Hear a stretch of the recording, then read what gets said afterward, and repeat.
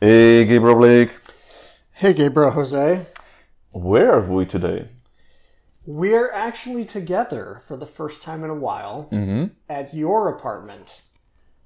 But we did try to record this from Charmaine, a rooftop lounge in Soma, but the music was so loud, we couldn't. Yep. I mean, the views were great, but the music couldn't be louder. It was awful. Yep. As they told us, it's like the experience, if they would be to lower the volume on our side, it would be detracting from the experience on the people on the other side. And we couldn't do that, so... Yep. Yeah. They couldn't penalize people, not hearing blasting the Miami sound machine. That was an interesting experience. Thank you, Blake. You're welcome. That was completely my idea, and we won't be repeating that. So what did we watch this time? We watched the 2006 classic, The Fall by Tarsem. Not Tarsem Singh.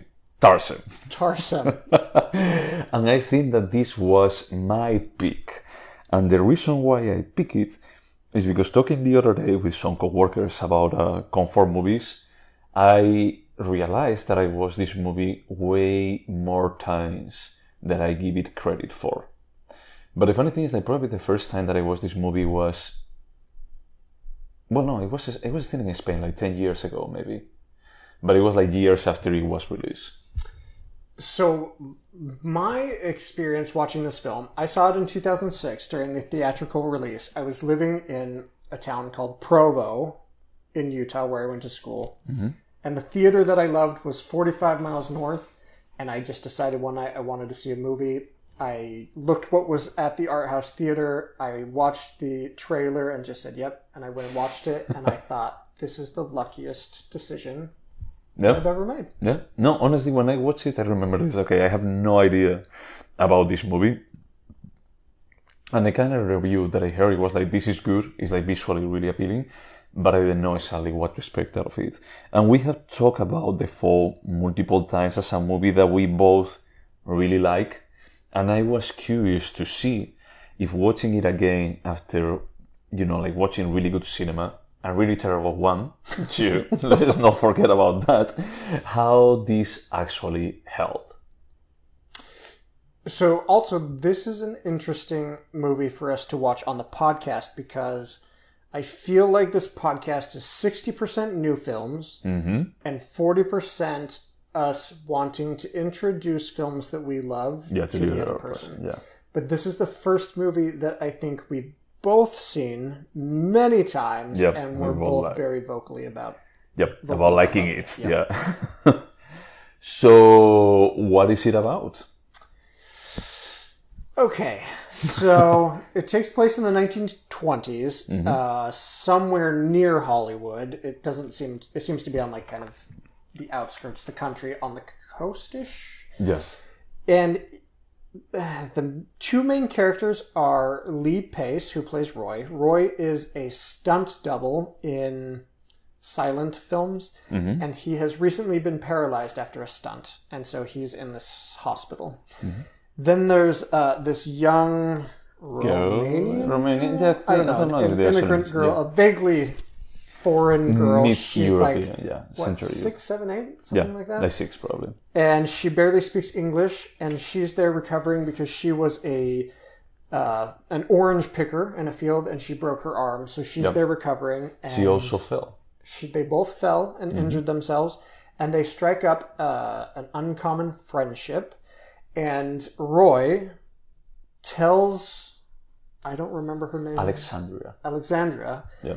A story that's actually a manipulation tactic. But he tells a story from his perspective as an American. So there's like an Indian and a slave. And we see the story through Alexandria's imagination. For her, coming from Europe, Indian means coming from India. A slave means something very different. So there's this interesting kind of...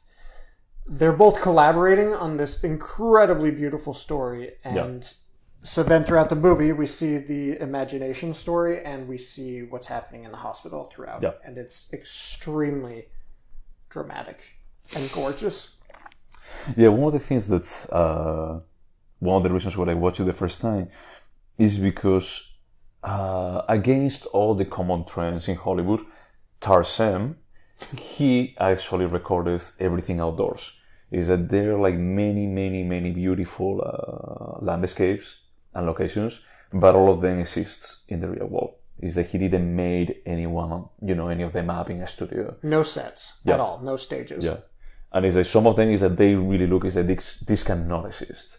And it's a combination of, it's not natural. Well, and some of them are like natural beauty, but some of them are actually like natural human build and also like really good artistic direction. Like pretty smartly about like just placing the camera for building and making the idea that there is more to the specific location where they are, instead of just constructing it.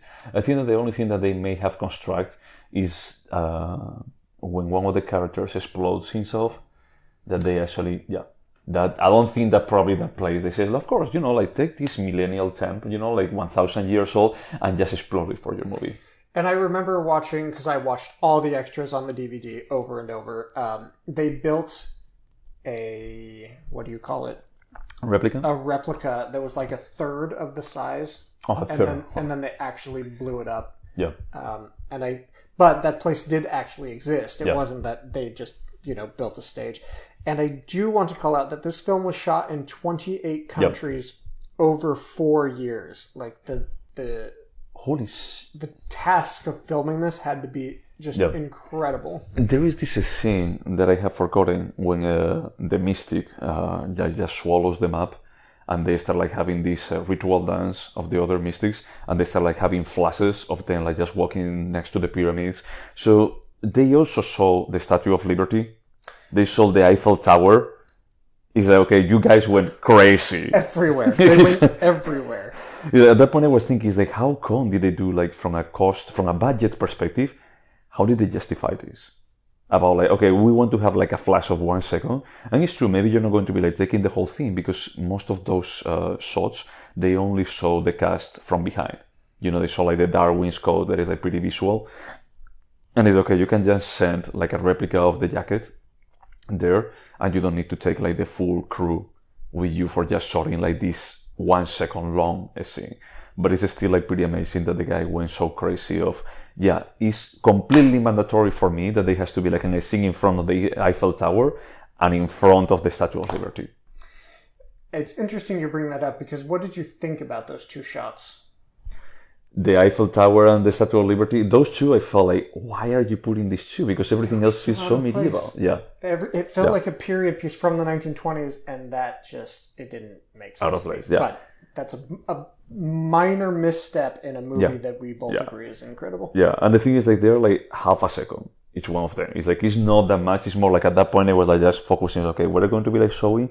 And it's like this stream of images, like really fast. Is that you can actually see, when you see like the Statue of Liberty, it's like, that makes no sense. So why did you have to do that? Chronologically, it makes sense because it's set in the 20s. And besides that, as you were saying, it's like Alexandria. It's like this is playing through her imagination. It's like, for Alexandria, probably she had never seen the Statue of Liberty, but probably she has saw it in stamps. So for her, it also has some kind of iconic beauty as the Eiffel Tower. So with that part, it's like a thing that it makes sense. I don't think that it's a mishap completely, but it's like everything else that they go to, it feels more old. It feels older. Yeah, it feels like, I just said a period piece, but it feels like, I don't know, the 1850s, I would feel like, or even earlier. Earlier than that, yeah. All the stuff that it happens on India, because most of the settings, they're actually on India. Well, most, like some of them. And it's like those ones, they feel like at least 200 years old. And also, Charles Darwin was one of the main characters. So if you assume... Sure, you can go with that. So the story has 4 characters. There's the bandit, which is kind of a dual role for a while. It's played by Alexandria's father, who it's revealed was murdered probably in Eastern Europe in some... No, in California. Is that because he actually says that they had a farm here? Was it here? Yeah, I think so. We're in California, by the way. Well, sorry. Interesting. Okay, so for a while, a few scenes, the bandit, she's imagining it as her father, and at some point it switches over to Roy as the bandit. Because Roy starts making an accent for him. Yeah. And then she says, like, why is he talking like that? It's like, because he's your father. It's like, I don't want him to be my father. I want him to speak normally like you. And then he becomes Lee Pace. The bandit was Lee Pace. Okay, so there was the bandit, played by two men. There was the Indian, who was an actual person from India.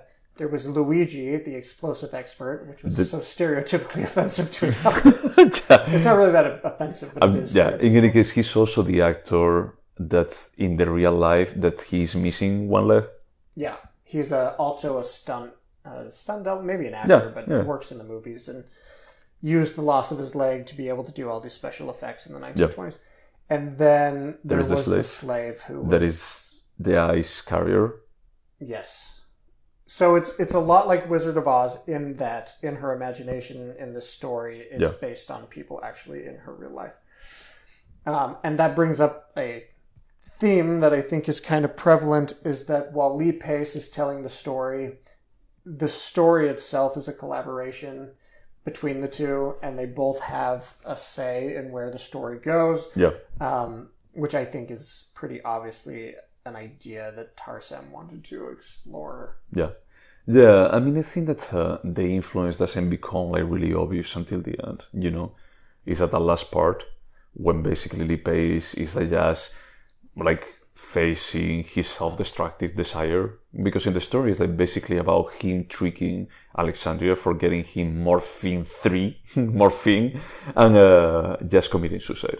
That at that point I was feeling like, isn't there like way easier ways for him to committing suicide than just getting morphine from that point? You know, it's like you can eat garbage.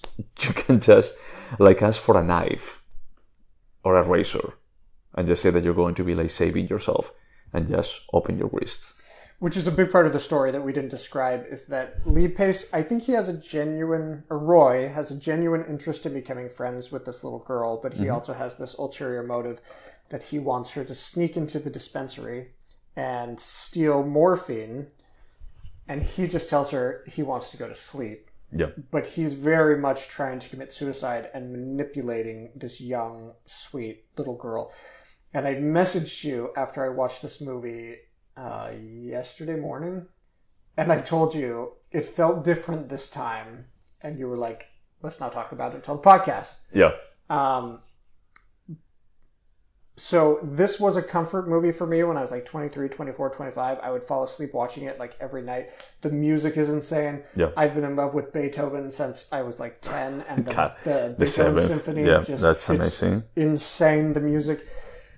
But it was so much darker for me this time.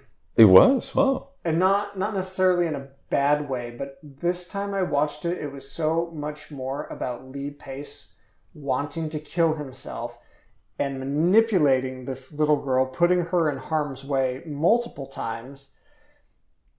And so at some point, she's trying to steal more medicine from him, and she falls and hurts her head, and it turns into this claymation. Oh yeah, that part is really disturbing. Yeah, it's super disturbing. And she, I think, had to have some sort of operation. It's not really clear how badly she was injured, but she was injured. Yeah. And then he feels bad, and he's apologetic, and he visits her while she's extra injured, and she wants him to finish the story, and he just abuses her like crazy emotionally, killing off all the characters that she loves, and she's just sobbing and saying, stop killing everybody, stop it. Like, he kills the monkey, which just broke my heart. I was so sad. And she just begs him to stop, and I thought, this guy is a fucking psychopath. I mean, he's damaged, but you don't do this to a 6, 7, 8-year-old girl who's being your friend. Yeah. I mean, I had to say that at that point, it always feels to me, it's okay, you're taking it too far. Because if this is about like his self-destructive desire, it's about himself. It's not about her. Probably you would say like, just, I don't have energy. And just going out, you wouldn't stay there and just indulging her. The only reason why you would doubt about like indulging her, but at the same time hurting her, is because you hate that girl. And he never did it. That's the part. This, for me, felt different. I love this movie. It's a comfort movie. It's not a perfect movie. And I think that the script is like the more that I watch it, the less connected I feel to it. I just feel like, okay, I don't see the rationale here. For example, if Lee Pace was only using her after taking all the pills, well, the 3 morphine and the sugar, I start like just falling asleep, probably say like, look, I'm tired. I'm not going to be like telling you anymore. But he actually indulges her and just keeps telling her like more of the story and more until he actually falls asleep. Yes. That felt like a major plot hole this time when he takes the sugar. He thinks he's taking morphine, but it's placebo that he steals from the patient next to him. And then he's taking the pills and then he just like falls asleep. If those were sugar pills, you're not just going to fall asleep. Probably not. I was like, no. Well, but he took the 3 morphine pills on top of all the sugar. Oh, he did? Yeah, he did. Yeah, okay. Because after the thing, I also thought at the beginning is like, okay, there is something wrong there, but in the story, he's seen with the glass, with the crystal glass one, in not the brown one. The brown one is the one that has the sugar, and the crystal glass, the clear glass, is the one that has the morphine. Okay. So that he actually explicitly does that. He drops like one of them, and the girl actually gives to him. And he only had like the 3 pills, so he actually takes all the sugar and on top the 3 morphine ones, just in case. Yeah. So that's what I thought, but I felt like, I don't know. It's like, it's true that he's manipulating her, but it's like, for me, it never feels like completely evil. Yeah, I agree. He's damaged. Yeah. And he's hurting and he's paralyzed. Yeah. And he lost his girlfriend to the movie star. Yeah. But I just feel like even in those moments, you would have the wherewithal to not just keep hurting this little girl. There is no reason. Well, I think that's the way that he was doing it. Is a bit more like just trying to say is that, look, there is no hope.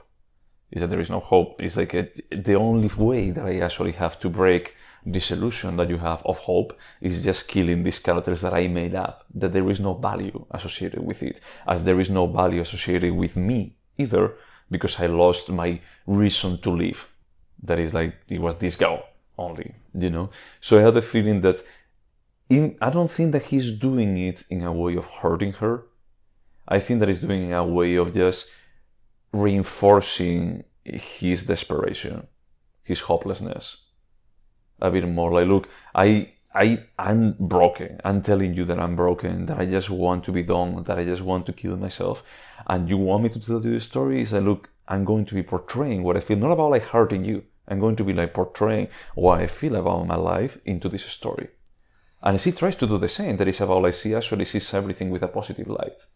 And she tries to say, like, no, don't do it. There is like more that I can have. It's like, I just want you to be there. I just want you to be alive. So the big picture of the story he tells her is that there are these 4 compatriots, basically. They're all sworn to kill the evil Governor Odious. Spanish governor. In the real life story, Governor Odious is the movie star that stole his girlfriend. And so the final scene of the actual story in her imagination is Governor Odious is just beating the shit out of Roy, the bandit, and is going to die. And Alexandria is laying on the surgical bed, just sobbing, please don't make everybody die. And then even her, as an 8-year-old, she begs him, please. How does she say it? She's like, please don't. Don't kill my daddy.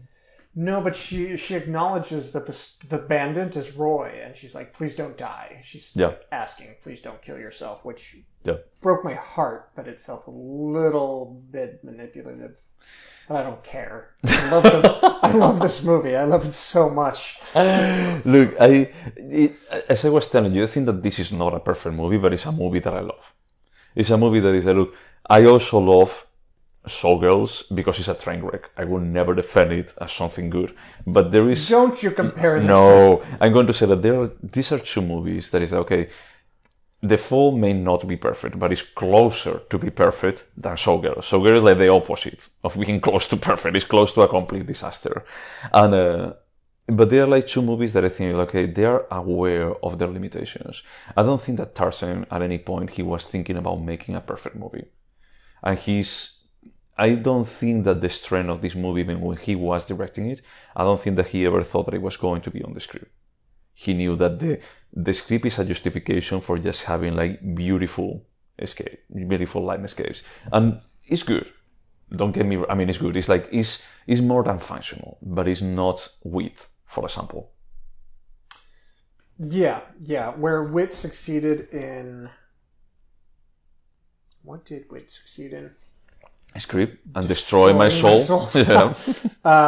This is definitely a movie, and I think we've discussed this before, and we disagree a little bit, but for me, this is a movie that sacrifices story for style. Yeah.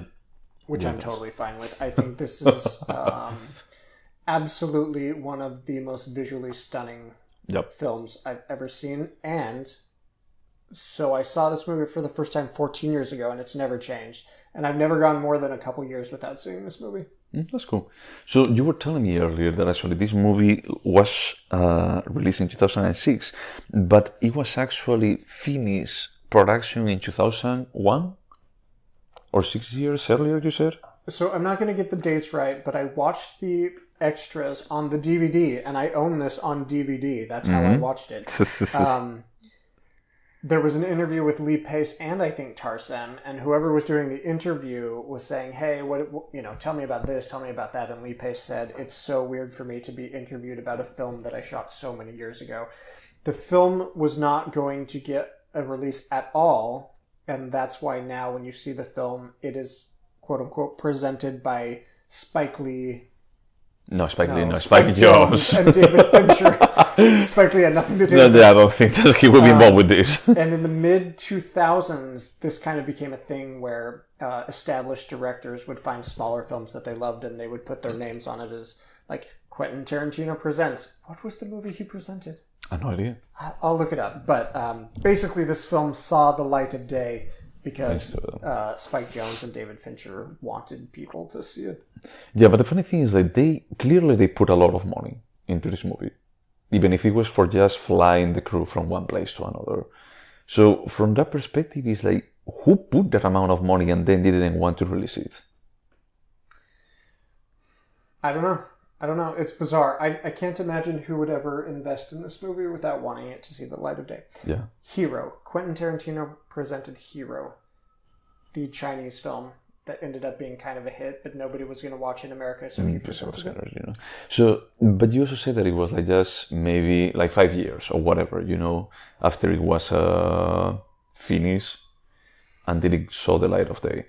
So my only question is that it shows 2006, so maybe it didn't get a theatrical release until like 2010. So, but yes, there was a big amount of time between the time filming wrapped and this was in theaters. Because what I was going to say is like if it also took them 4 years to record this movie because of all the travels that they had to do, if it was the other way around, like 6 years or 4 years, 2002, that would mean that they started recording it in late 90s. And this doesn't feel at all like a 90s movie. Yeah, no, it doesn't feel...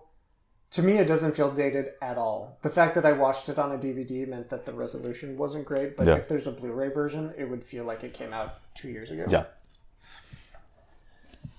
Yeah, and I think there's also the magic of how careful, from an artistic perspective, it is.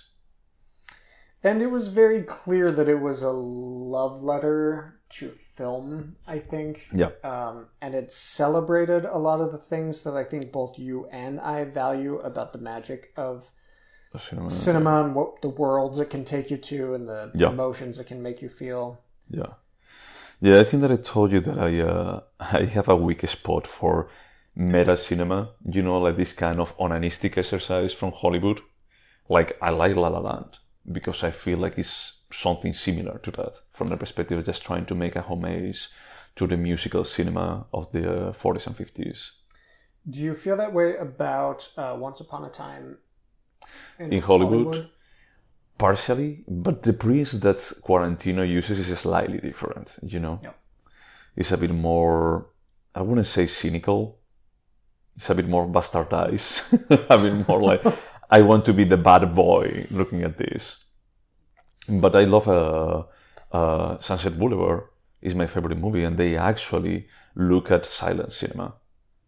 They actually, the leitmotif of the whole story is about like what happened with those gods that we created, you know. And I told you we are going to be like force us to watch Cinema Paradiso because it's similar on idea to this, you know, in the homage part. So he didn't direct. So he did the Cell, starring Jennifer Lopez in 2001. Yeah. Then he did The Fall in 2006, and he didn't do another thing until 2011, which was Immortals, starring Superman and Mickey Rourke. God, I didn't watch that. He did something afterwards, no? He did Selfless? Mirror Mirror in 2012. And Selfless was the other He one? did Selfless. Yeah. That was the last thing he did besides a TV series called Emerald City. He directed 10 episodes of something called Emerald City. No idea. So I guess they're based on Oz, or the Wizard of Oz. Yeah, it looks like it. A modern reimagining of the stories that led to the Wizard of Oz. Huh? Well, as you were saying, is that there is some kind of parallelism between the imaginary story on The Fall and the Wizard of Oz. So maybe I could fit. I don't know. I mean, I'm impressed. I didn't finish watching The Cell. I think that I fell asleep and then I forgot about the movie completely. But I think that at least from aesthetic perspective was good. I also think it was good. I don't think it's as good as The Fall. I think you could see... Evolution? Yeah, where he was going towards. Yeah. Maybe that's what we'll watch this week. The Cell. Or The Immortals. Or Double feature. Mirror. Old Tarsem. What do you think that this has on Rotten Tomatoes? I'd be surprised if that many people saw it. The Fall? Yeah. I checked it and I think that it had like a 75 or something like that. 75 to 80. 61. 61? 61, except the audience score is 85. That was it. Yeah. How would it have like a 61? So the summary phrase is more visually elaborate than the fragmented story can sometimes support. The Fall walks the line between labor of love and filmmaker self-indulgence. And I have to say that the older that I get, the less I agree with this. And you and I had a discussion about this movie years ago where I said I felt like the story was weak and you said that you didn't feel it was that weak. And I felt that way when I watched it this time. I was like, there's plenty of story here. No, look, I mean, I think that the story is not the strong point, but I don't think that it's weak per se. I don't think that it's just a placeholder for a story. It's like, just, let me think, Only Lovers Left Alive. Only Lovers Left Alive, I think that the story is a bit more of a placeholder. For visuals and cool music. Yep. About like the rest of the experience is a bit more like, well, I need to put something. I mean, the characters, Tilda Swinton needs to say something. At least. A couple of sentences at least. Again, another movie where I don't give a shit that they sacrifice story for style. At that point, I think, and we discussed this, I remember the last time that we talked about this, it was probably sadly the same idea that is like, for me, there has to be a bit of a balance. It's like, I'm fine with sacrificing a bit when the aesthetics are so amazing, like in this movie, but you cannot sacrifice everything. There has to be something there. Because otherwise I'm just watching a video clip. I'm watching like Run Lola Run. Yeah. What did you think about that movie? I remember liking it, but I saw it in like 2005. We should watch it again. I feel like now I'd be really disappointed in my earlier self. Yeah, that's a pretty 90s movie. So I don't want to jump too far ahead, but I'm very curious about what you would rate this. Who should rate this first? I think I'm supposed to because you picked it. Okay. I hadn't prepared this. I would say a 7.5. Okay. Yeah, for me the rating is going to be a 7. because I still love it. Is what I was telling you. Is that I love it. I would recommend it. I think that artistically is pleasing. I haven't forgotten too much of the movie, but it's true that I watched it like 2-3 years ago, with my ex.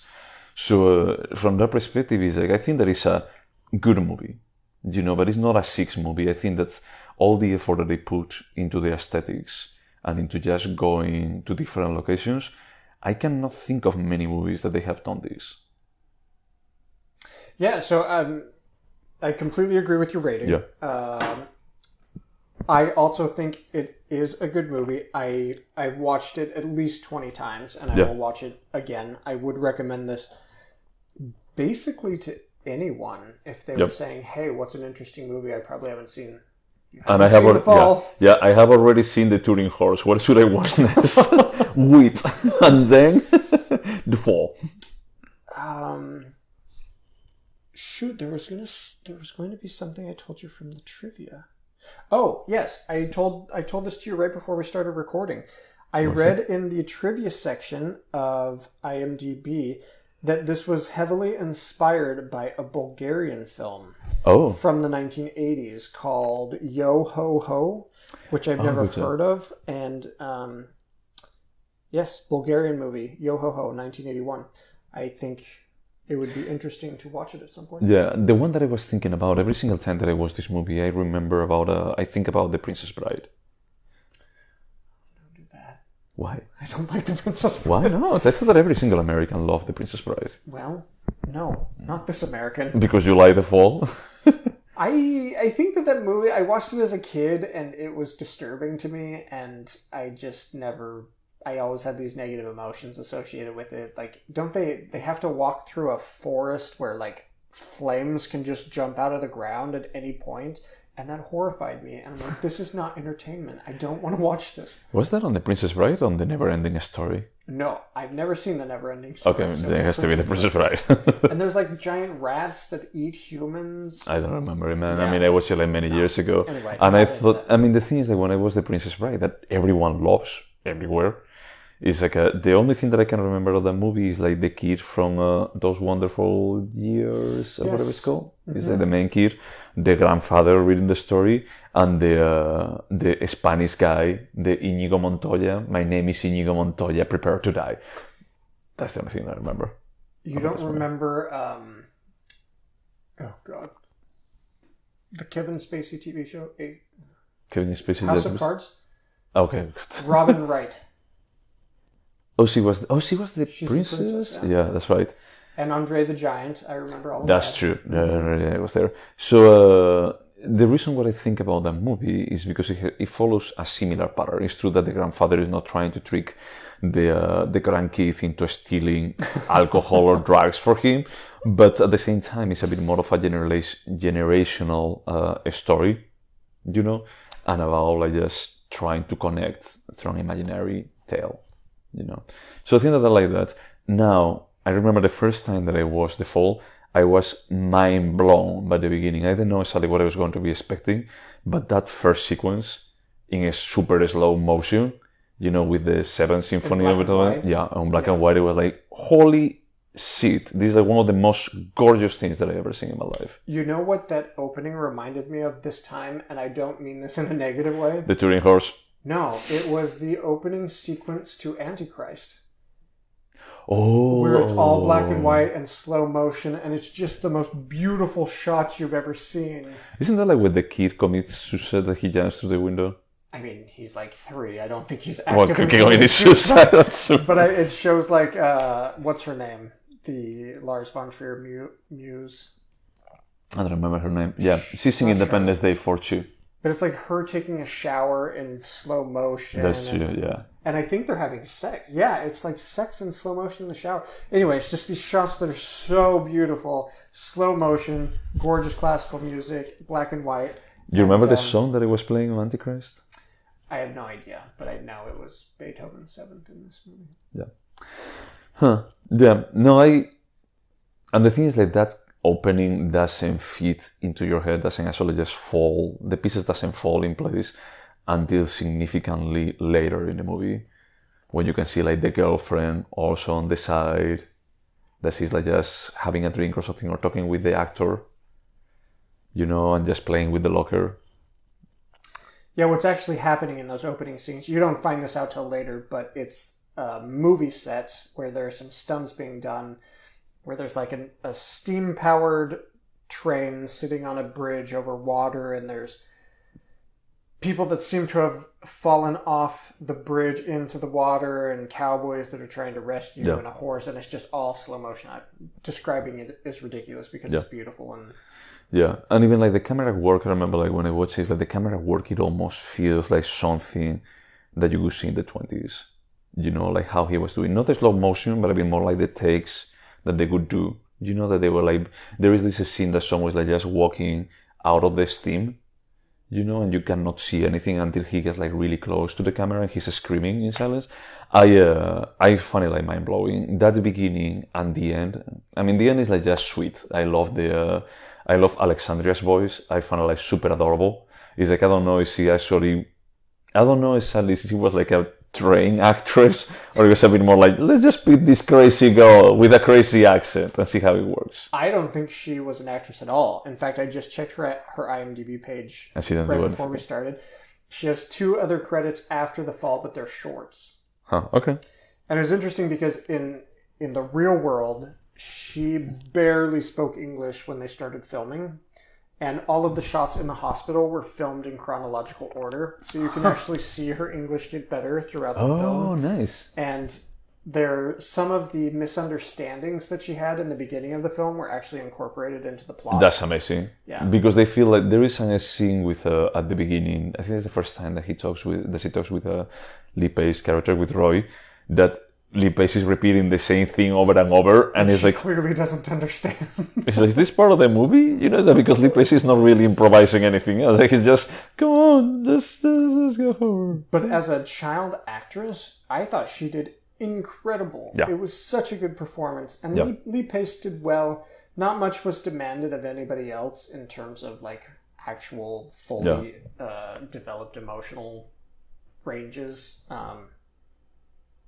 Yeah, no, actually the rest of the characters, they are like just background. They're like Zack Snyder characters. They're like very fierce, and they have these like sets of characteristics, but they're very limited. They don't have a personality. No. Yeah, they have just traits. Yep. You are the nurse. You are hot. that's your characteristic. And it's like, well, I mean, it's not like the Emma Stone sketch from SNL when she's like portraying the wife on the porn. The gay porn set. It's like, but who is she? No one actually is wondering that. It's like they know Deidre. I found her. Now how I'm going to let you go, Deidre? You need to stay behind. I love that. My God, son. I forgive you. I love that sketch. But no, I think that all the actors on this movie is that they're aware that it's like, look, we are just here because they need to have more people. It's the only reason why we are here. There's a lot of little things that makes this film extremely nice, but it's so hard to describe. Like the way that Roy was telling Alexandria the story. So he was saying things in the real world, and then it was showing the story in her imagination, and the dialogue started to cross, and there was so many nice touches that you can't even describe here. But I'm thinking now that you mentioned about like she not being, you know, too well versed in English at the beginning of the movie. The first story that Roy starts telling is not about this revenge story. It's about Alexander the Great. Yeah. And she actually says that, why did he leave the building? And he's like, no one mentioned a building. What is this girl saying? And at that point I was like really confused. And I felt, oh yeah, you know, it's actually for just displaying one of the rules of the movie, that is like whatever they discuss is going to be reflected into it. But a part of me thinks it's like, what about if they did that afterwards? That they actually says that, that worked well. That Lee Pace just improvised about like, oh no, there were no buildings. He was in a desert, you know? Which was a scene I really enjoyed. Yeah. Like, because he's on a horse riding through ruins, and the ruins are stunning. I want to know where those are. Yeah. And then she has That this looks it, incomprehensible English Like, question. what are you doing this? And then the camera work that just shows him get off his horse, and all of a sudden he's in, it has to be Namibia, like the Dead Coast. Yep. But the scene is so gorgeous. Yeah. And then she calls him out. He tells a little anecdote about Alexander the Great, and she's like, "That's stupid." And so he immediately changes the story, because, and they start collaborating, and I love it. I love it. I love also when he says like, "Why did he do that with the water? That makes no sense." I mean, it's adorable. It's like, I know, and a part of me was thinking, it's like, okay, I know that I have an accent, and I know that my ex used to tell me, it's like, "God, how I hate your slightly broken, sexy English." You know, like, so that, what does it make that is sexy? That is like a slightly broken. And at that point, when I was watching the movie, and when she's like, "He should have given just a tiny seat to everyone," it's like, holy shit, this is adorable. I just want to pinch her cheeks. Yeah, man. I mean, I think we 100% agree on this. It's not perfect, but it is 100% lovable. And I actually watched this movie with a high school buddy who absolutely hated it, and you are no longer friends. So many negative emotions when he was just like tearing down the film while we were watching it, that I like relived that when we just watched it. I was like, fuck that guy. Fuck him. But come on. I mean, it's one of those movies that you have to just carry some slack. Is that there is a lot of heart in that movie. I mean, at least from my perspective, it's not the kind of movie that you're going to be like watching as you're watching Citizen Kane. That you're going to be like watching and just looking for the technical aspects that they are good, but you're also going to be like calling out the stuff that is terrible. So I think when I said that it felt different this time, maybe I've grown up and matured. Maybe I'm an old soul now. You have always been an old soul, like. I think that I saw the movie far more from the perspective of Roy than Alexandria, and I saw how dark Roy's journey was. Or maybe you had just watched Wit twice. I did rewatch Wit that morning.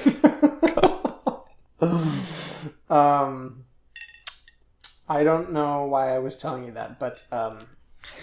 So do you think that some of the points that your friend did when you guys watched it together, that they are valid? No, his big complaint was that he hates when there's too much crime.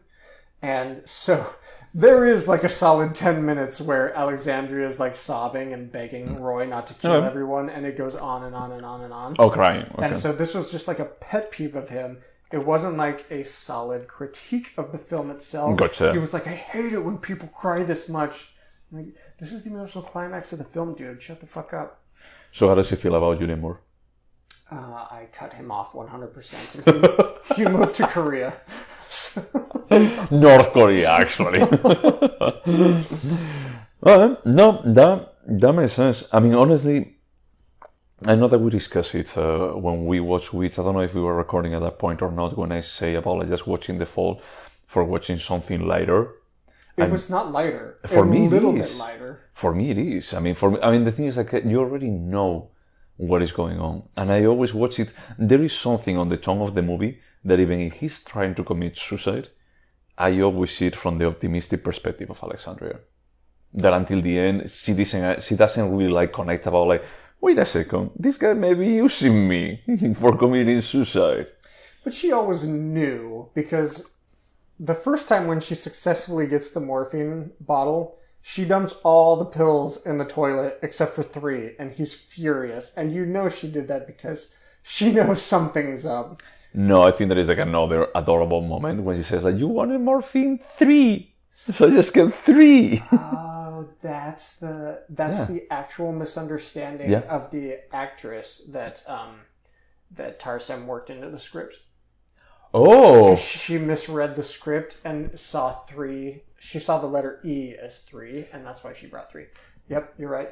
Gotcha. But the thing is that that makes sense because she actually reads it back when she's spelling MORPHIN3, you know? Yeah. And I think that it says like, sure. What? It's an E, it's not a 3. But sure, he doesn't try to correct her. But the thing is, like, also, this expands the story significantly more. It cannot really be a mistake on the script.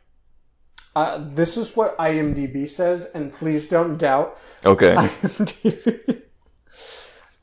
So this is actually a film. I often see films, and let me read this. Sure. One of the significant plot developments, Alexandria's misinterpreting the letter E as the number 3 in a note written by Roy, was derived from an accidental misreading by the 6-year-old, so she was 6, during filming, which the director then realized he could adapt into a clever twist in the story.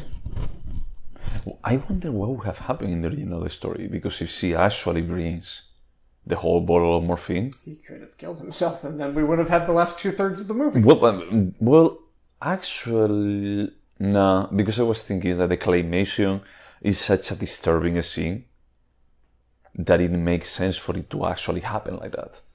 You know, is that the only alternative that I could actually see is that maybe when they start recording it, okay, it says morphine 3, maybe you can just work this into something else and just force her to go twice to the med room. Somehow they had to have her go twice. I don't know what they would have done. Yeah, no idea. Oh no, I find all the scenes with the girl adorable, and I'm like the kind of person that usually don't like child actors or actresses. Is that always a definition of, or you guys are like trying really hard, or you are dumb as a rock. I just thought of another film to add to our list, which is the one film that takes place almost exclusively through child actors, which I would completely be dismissive of, but I really liked it. I'll add it, don't worry. Oh, what? I'll add it, don't worry. Okay, yeah. I don't have it open. Okay. So 7 from you, 7.5 from me. Yep. I feel like this should get like a special, like a 7.5 plus. I opened the door to revisit this in the future. This is great. Anybody who's listening, all 6 of you, You're being like pretty generous right now. Sure. All 3 to 4 of you. Okay. I think that this movie would appeal to the vast majority of moviegoers. Yeah, I think that it's a movie, like, for example, Wit, I think that is really good. I don't remember what was the score that I gave it. I think that it was an 8. 8.5 and 8. Yeah. I say, I wouldn't recommend this to anyone. Wit, it would never be recommended by me. I'm sorry. It's like, just crazy talk. How come? It's like, I don't hate anyone up to that point. I know that it's going to be destroying them for the day. But this movie, they're going to be like making them feel good. Did I tell you about my coworker and me telling her about Wit? What is it? So, my work wife, Yeah. whom I love, I started to message her about this amazing movie that I had just seen and how much fun we had on the podcast discussing it. And she was like, oh my gosh, tell me what it is. I need to watch it. And I completely didn't take into account that she was literally the next day going in to have her cancerous thyroid removed. Holy shit. Okay, so before I recommended to her, I said, oh no, this movie's not for you.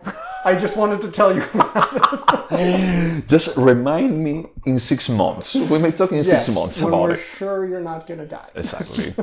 She's fine, by the way, but I was just like, this is the most inappropriate movie recommendation I've ever made. Yeah, probably that would be terrible. But yeah, this is a movie that is, I think that is extremely easy to recommend. I mean, I recommended it to my ex from the perspective that, look, this is one of the easiest movies to digest. It's like, now that you actually see with that darker perspective, it's true. It may be a bit harder, but at the same time is that it ends up in a good note. It does. And so was your understanding of the ending, and I'm astonished that after 20 viewings, I'm not very clear, was Alexandria watching his old movies where he was the stunt double before he went paralyzed, or did he go back to work? He went back to work. I mean, sorry, the thing is, like, there is a point that they mention, I think that is like when he was talking with the lawyer, that this was the first time that he was in a movie, that Roy was in a movie. Okay. Yeah. So they imply that he recovered. Now, the thing that I'm not completely sure is, like, if he truly recovered or not, because he says that he starts watching it in movies, but except a single scene, you know, when they're like hitting him with a stool or something on the head, you don't see his face. So he's imagining it. And there are like other movies there that they are like extremely popular, you know. There's like one with Charles Chaplin and what is the name? Buster Keaton. That is like that. Those movies probably they didn't have the same actors, the same stunt actors. So I think that she's like just going to the cinema and as a very young kid is imagining that is like, oh, that may be him, that may be him, that may be him, and maybe what happened is that he actually committed suicide at the end, or he actually never got back to walking. Yeah, after all this time, the ending was never super crisp about what happened. I mean, I want to assume he didn't commit suicide because of the promise he made to her. Yep. But I was not clear. Did he go back to work? We don't know that. That's the part that is like at the end, and this is something that I always feel a bit torn about. The movie tries to be a love letter to silent cinema and to stunt actors, to this kind of unsung heroes of, like more the simpler times. Albeit, like some of the scenes that they display at the end, like the trains, like just crashing against each other, and some of the stuff is like, holy shit, the amount of actors that they may have died, of stunt actors that they may have died doing this. Especially with no OSHA. The what? No OSHA. What is OSHA? OSHA is the government organization that ensures workplace safety. Oh, gotcha. Yeah.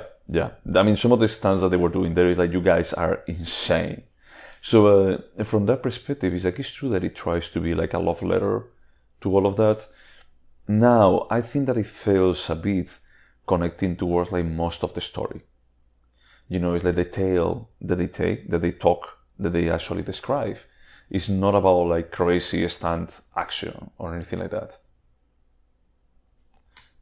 Yeah, I agree. I see what you're saying. Like the very final scenes, it's like, oh, this is a collection of actual footage from silent films and stunt stuff happening, but there's nothing about that in them. The only thing that happens multiple times on that story that they're telling is that they are false.